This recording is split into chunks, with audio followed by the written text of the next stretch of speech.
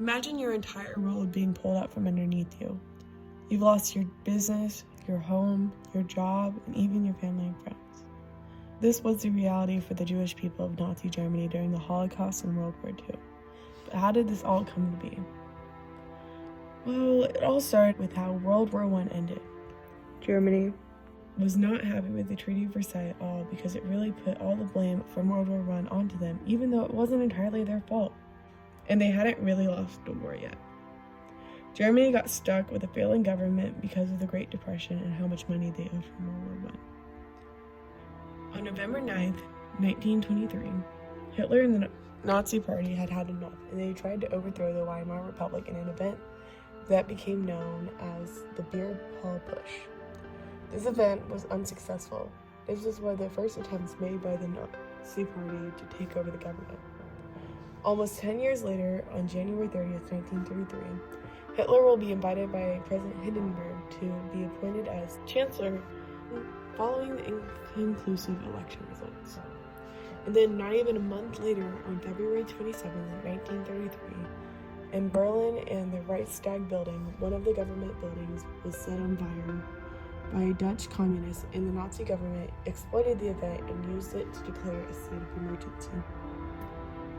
On March 22, 1933, the first Nazi concentration camp was established in Dachau. Until its liberation in 1945, more than 188,000 prisoners were imprisoned here, and at least 28,000 of those were martyred. On the next day, on March 23, 1933, the Enabling Act was passed, which granted the government dictatorial power for 4 years. On April 1st, 1933, the Nazis carried out a boycott of Jewish-owned businesses and shops. This was the first mass action the regime took against the Jews in Germany. Just 6 days later, the law for the restoration of the professional civil service banned Jews and descendants from the civil service. As a result, Jewish teachers, professors, judges, and other civil servants lost their jobs. On May 10, 1933, book burnings occurred where university students publicly burned books that were considered un-German or written by Jewish authors in Berlin. In the following days, similar burnings were held in several German cities. On July 14, 1933, the sterilization law was passed, forcing compulsory sterilization of disabled or mentally ill people. Approximately 400,000 people were sterilized as a result. On July 20, 1933, the Vatican became the first state to officially recognize Nazi Germany. On October 4, 1933, the editorship law was passed, which put strict rules on what newspapers were allowed to publish. Non-Aryans were banned from working in journalism. Then the next year, on July 26, 1934, Germany and Poland signed a 10-year non-aggression pact. On June 30, 1934, the Night of Long Knives occurred. This is when Hitler orders a bloody purge of his own political party. They assassinated hundreds of Nazis whom he believed to have the potential to become political enemies in the future. The leadership of the Nazi stormtroopers, also known as the SA, especially targeted. More than 150 people were murdered, including the SA chief of staff, Ernst Röhm. The German president Paul von Hindenburg died on August 2, 1934, and following his death, Hitler merged the positions of president and chancellor. Then on May 1, 1935, the German government issued a ban on all organizations of the Jehovah's Witnesses. And then on September 15, 1935, the Nuremberg laws are passed. This consisted of 2 separate laws. The Reich Citizenship Law. This law defined a citizen as a person who is of German or related blood, which meant that Jews, which they are defined as a separate race, could not be full citizens of Germany, and they had no political rights. And the second law is the law for the protection of German blood and German honor. This law prohibited marriages between Jews and Germans. On March 7, 1936, the German army reoccupied the Rhineland. This action directly broke the terms of the Treaty of Versailles. On October 25, 1936, the Rome-Berlin Axis was agreed upon. This meant that Germany and Italy informally promised to support each other in the event of war. This allied Germany and Italy. On March 12, 1938, the German army invaded and annexed Austria. This became known as Anschluss. On August 17, 1938, Germany passed a law that required all Jews to adopt new middle names, Israel for men and Sarah for women. The names had to be registered at the registry office and be used on all official documents. On October 5, 1938, Jewish passports began to be stamped with a large J for Jews. This was to prevent Jews from immigrating to Switzerland by pretending to be Christians. October 10, 1938, following the Munich Pact that yielded Sudetenland to Germany from Czechoslovakia, the German Wehrmacht started to occupy the region. Now Hitler and the Nazi Party had control over Sudetenland. The Night of Broken Glass, also known as the November Pogrom, or Kristallnacht, happened on November 9, 1938, and lasted until the next day. This was a pogrom against Jews that was initiated by the Nazis. Jewish shops were burned down, synagogues destroyed, and 91 Jews were killed, with over 1,000 others being taken to concentration camps. Nazi officials justified these actions because 2 days earlier, Hirsch Grisman was shot by a 17-year-old Polish Jew who was angry over the deportation of his family. On November 12, 1938, the Jewish government issued the decree of the elimination of the Jews from economic life, which banned Jews from owning businesses and selling goods. Just 6 months after the Munich Pact was signed, Germany violated the pact on March 15, 1939, by invading Czech provinces and occupying Bohemia and Moravia, which were directly annexed to the Reich. Not only would Germany break the Munich Pact, but also the non-aggression pact with Poland on September 1939, when Hitler ordered Poland to be bombarded in order to recover lost territory, potentially to rule the neighbor on the east. Invading Poland would become the Blitzkrieg strategy. Along with this, Hitler contributed to the war efforts by drafting an order that would authorize the euthanasia of adults as part of Operation T4. This would give the opportunity to eliminate the disabled and mentally ill from the Third Reich. This order would not be signed until September 1939. In response to the Poland invasion, Great Britain and France, both allies of Poland, declared war on Germany on September 3, 1939. On May 10, 1940, Germany sets out to invade France in the Battle of France. The German invasion is successful and they take over France, which gives them a slight advantage over Britain.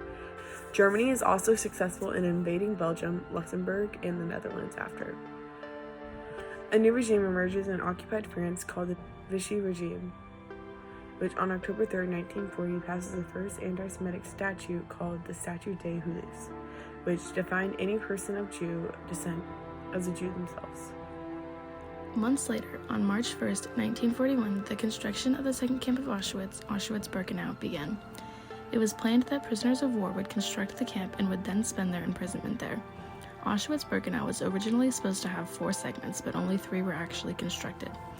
After about a year of construction, use of the camp started at the beginning of 1942. Halfway through 1942, the building of a set of 4 large gas chambers for Auschwitz-Birkenau began. It was believed by the Germans that they could kill and burn around 1.6 million Jews there in a single year.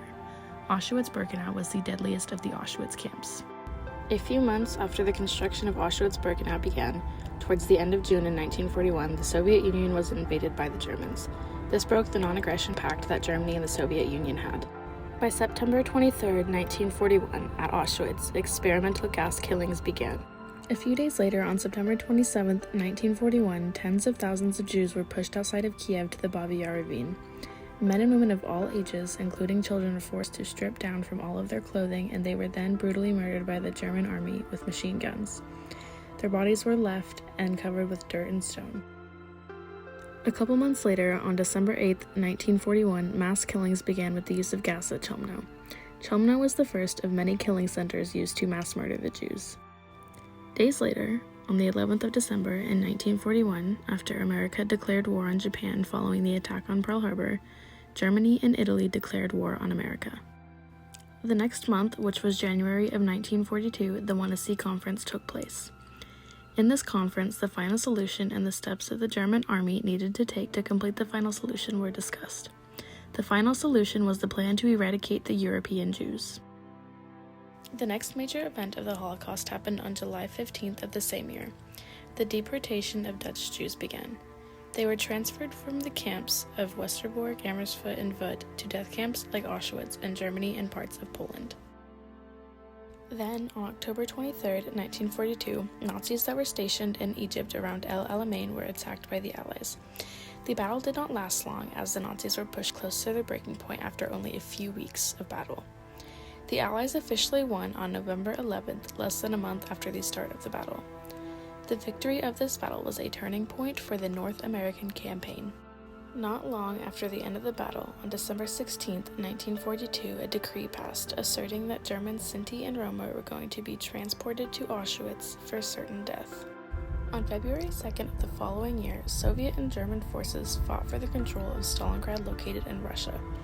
After having around 90,000 German soldiers encircled for months, the German army surrendered to the Soviet forces.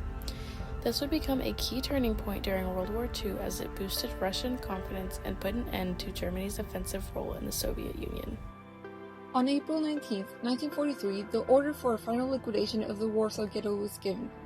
Warsaw had the largest Jew population in Europe at the time the ghetto was built, and the ghetto effectively kept the Jews segregated from the rest of the population. There was no escape when the Nazis came, but the Jews resisted them anyways. Armed with rifles and pistols, the uprising became a symbol of Jewish resistance despite its tragic ending, which resulted in total liquidation and burning of the Warsaw Ghetto. 4 months later, another uprising took place. On August 2, 1943, prisoners in an extermination camp at Treblinka rose up against the guards. An uprising had been brewing long before August, though. The prisoners in Treblinka knew that an uprising was their only chance at escape, so a secret organization was founded and an organizing committee was set up in 1943. Around 300 prisoners escaped, but only 100 were not captured. Meanwhile, the Allied troops returned to advance. In the period from January 17, 1944 to May 18, 1944, the Allied troops in central Italy fought to occupy Rome to get to Monte Cassino, which they thought the Germans were using. In an effort to ensure Germans would not use the monastery, though, the Allied troops gave the order to bomb Monte Cassino on February 15th. That had little effect on the Germans until the Polish troops managed to capture the abbey at the top of Monte Cassino on May 18th. On April 10, 1944, key documents would be made by Alfred Wetzler and Rudolf Verba, who had escaped from Auschwitz. The documents contained information and details about the events that took place in Auschwitz. They would later be known as the Auschwitz Protocols and would be passed on to the West in May 1944 and later used to prosecute German officers and leaders. Germany occupied Hungary and would start Hungarian Jew deportations on May 15, 1944. Approximately 440,000 Hungarian Jews would be deported to Auschwitz in the following 2 months. On June 6, 1944, the Allied forces launched what would later be known as D-Day, the largest amphibious invasion in the history of warfare, where the Allied forces landed on the beaches of Normandy in an effort to liberate Northwest Europe. The Battle of Normandy would be the first phase of the liberation effort. The Nazi military was slowly deteriorating on the Eastern Front when, during a military briefing, Colonel Klaus Schnick von Stauffenberg and co-conspirators decided to try to assassinate Hitler on July 20, 1944. He left a bomb in a briefcase near him so that it would kill Hitler when it exploded. Their hopes were that after Hitler's death, there would be an anti-Nazi revolution, but Hitler survived and the conspirators were executed. Then, on October 7, 1944, members of the Sonderkommando in Auschwitz-Birkenau learned of plans to liquidate prisoners. Unlike the Warsaw Ghetto uprising and the Treblinka uprising, the prisoners at Auschwitz also resisted. For months before the order, young Jewish women had been collecting small amounts of gunpowder, and on that fateful day, they all secretly passed it in a smuggling chain to a young woman by the name of Rosa Robota, who then gave it to the Sonderkommando conspirators who worked in the crematoriums. The crematorium was blown up, but ultimately the revolt failed. By January 18, 1944, the German officers were made aware of the approaching Soviet army. In a last attempt to maintain power, German officers in Auschwitz killed thousands of prisoners before forcing 58,000 prisoners to march to other concentration camps in central Germany. We now know these marches as the death marches, where around 15,000 prisoners died. On January 27, 1945, the Soviet army was leading the Vistula, or Odder offense, when they finally reached Auschwitz and liberated the remaining 7,650 prisoners who were left behind. 3 months after the liberation of Auschwitz on April 15, 1945, the concentration camp Bergen-Belsen was liberated by the British forces. It was clear that Germany was going under, and on April 30, 1945, Adolf Hitler commits suicide by swallowing a cyanide capsule and shooting himself in the head in a bunker under his headquarters in Berlin. Soon after that, on May 7, 1945, Germany surrenders at 2:41 p.m. General Jody and Admiral Friedenberg signed the documents of unconditional surrender at Eisenhower's headquarters, and just like that, Hitler's dream of a 1,000-year Reich crumbles. The following day, Churchill and Truman declare it the day of victory in Europe. On July 16, 1945, post-war settlements began at the Potsdam Conference. Truman and James Rines wanted to avoid repetition of the Treaty of Versailles, so they allowed nations to get reparations only from their own zone of occupation so that Germany would not be drowned in debt. Germany and Berlin were also split into 4 zones: a Soviet zone in the east, an American, a British, and a French zone in the west. At this point, Europe had surrendered and been settled, but Japan was still an issue that America had to face in the Pacific. President Truman did not want to invade Japan because of the casualties it would cause. Instead, on August 9, 1945, the U.S. dropped the first atomic bomb on Hiroshima in an effort to bring the war to a speedy end. 80,000 died immediately, and thousands more died as a result of injuries and radiation. After the second atomic bomb was dropped on Japanese soil, Japan finally announced its surrender on August 15, 1945, via radio address by Emperor Hirohito. Japanese government signed the Japanese Instrument of Surrender on September 2, 1945, effectively ending World War II with an estimated total of 70 to 85 million deaths. Consequences finally cut up to 177 total German leaders, 22 of them being top-level Nazi war criminals, and their trials began at Nuremberg, in what we now know as the Nuremberg trials. They were judged by Allied judges for crimes against humanity and war crimes. 24 were sentenced to death, 20 to lifelong imprisonment, 98 had prison sentences, and 25 were found not guilty.